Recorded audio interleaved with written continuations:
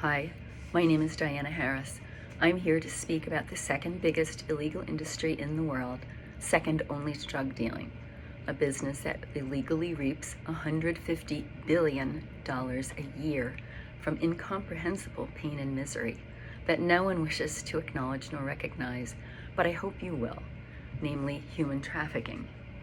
But more specifically, its largest, most heinous and monstrous subdivision, sex trafficking, of which children are now 50%. Sex trafficking garners $99 billion of that $150 billion industry. Child sex trafficking has various ugly forms: direct selling, online selling, child pornography making. And then there's the customer demand. Why is this industry so big?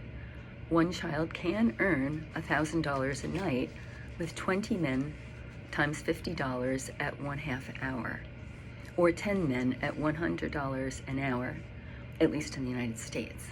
The average seems to be 10 men at $200 an hour from interviews with 73 convicted traffickers by DC's Urban Institute, with no real investment besides possibly clothes, a cell phone to direct the sales of the child, and maybe food if the trafficker provides it. A conservative figure from several older books on the subject would be $50 each for 10 customers a day. That's $500, so you can see why. How can a child keep up?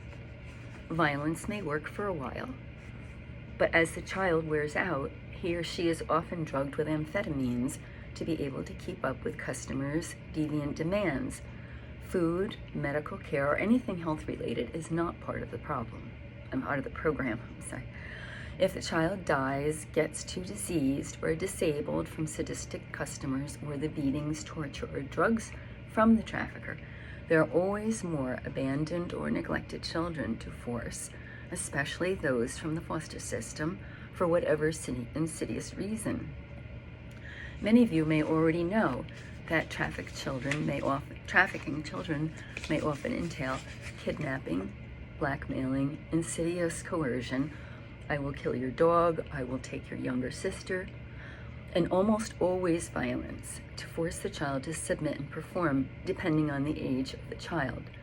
For example, beatings or torture will convince almost any child to cooperate.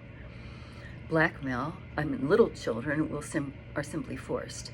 Blackmail will convince any older child to comply rather than have his or her body and involuntary sex acts publicized or exposed to their friends, school, or family, etc.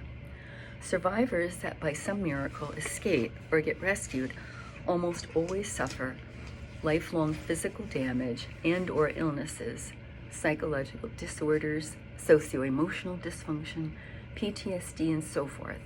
The suicide rate for survivors is over 20%.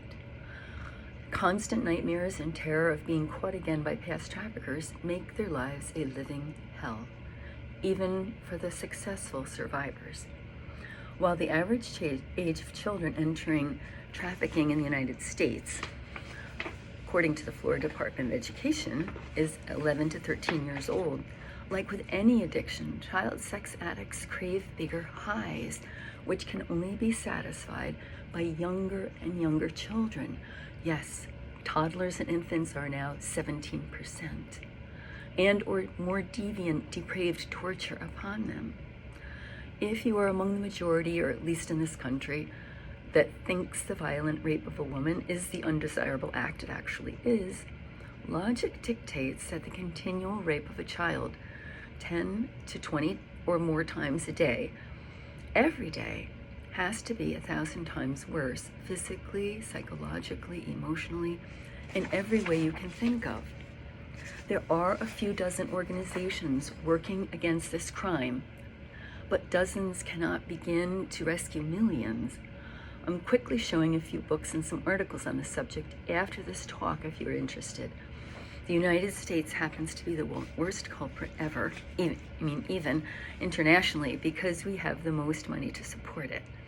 You may find these facts and statistics on any reputable website that addresses the problem. I'm happy to try to respond to any inquiries about this video including sending emails of articles, information, sources, facts, statistics, etc. that I've collected if you email me. Here's my email address. Concetpost@gmail.com. Concet Post used to be an old blog, Concerned Citizens. Now that you know, you cannot unknow. Please help in whatever capacity you feel able.